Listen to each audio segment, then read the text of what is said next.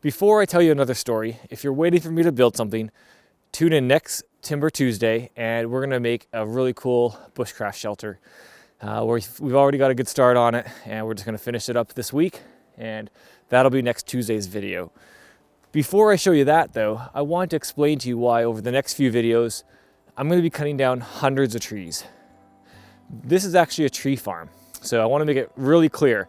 This is not a park, this is not somebody else's land, this is private property. And these trees were planted by a guy named Stan 30 years ago. And I'm gonna let Stan explain to you why he planted them the way he did and why we need to cut down 1/3 of them.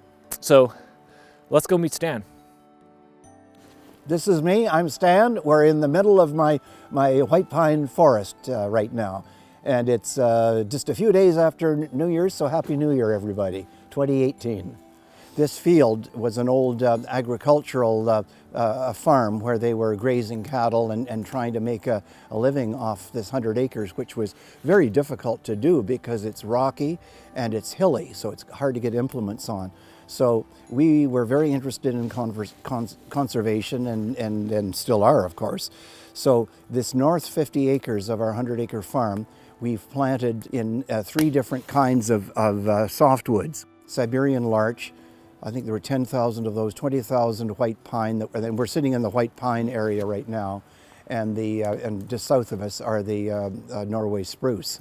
People sometimes ask me, when they see trees this size, why did you plant them so close together?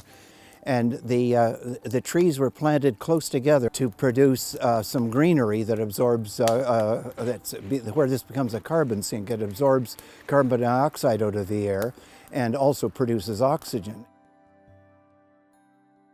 So that was very successful, and within, I think, about 5 or 6 years, we had a good substantial green growth, which was doing that very job. The problem now is that we've got trees that are getting so crowded because they've grown, because they're so close together, they grow very tall, searching for sunlight, competing with their neighbors around them, and they're running out of nutrients in the soil, both water and some of the minerals that they require. So I've been told by the forestry people and the GRCA that I should be thinning these. I should be taking out either every 3rd row to give the trees a chance to keep growing, or to go and select cut some of the bigger ones out of here. But they're not of much commercial value until they're at least 18 inches in diameter. So that's a while off, and we'll have to see. So the work that's been done in here right now to take out some of the smaller trees gives the healthier, bigger trees a chance to have a second chance at more growth. This is quite peaceful in here. I like coming here. I ski through here in the winter, and I have 3 kilometers of trail that I walk on in summertime. So just maintaining trails through some of this and seeing some of the wildlife that we've given a new home to.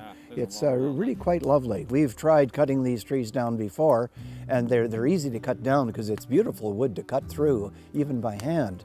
But cutting it down, it'll fall about 20 degrees, and they get lodged up in the canopy up here. And then it's quite a job to pull the rest of it down. You need a team of horses to pull out the log. Or Trustin timber. Trustin timber would be a good second choice. I'm okay with being second choice, and I'm definitely up for the challenge. I could say I'm gonna help Stan out just because I'm a nice guy. But the truth is, this is really fun for me. I love swinging an axe, felling trees, and building with them. If I can help Stan's tree farm out along the way, all the better. That's all for this week, but I hope to see you back here next Timber Tuesday for the bushcraft shelter build. And thank you to the new subscribers from our last video. It really helps me with the YouTube algorithm so I can reach a wider audience as I continue to post. So until next week, be nice to people and be nice to our earth.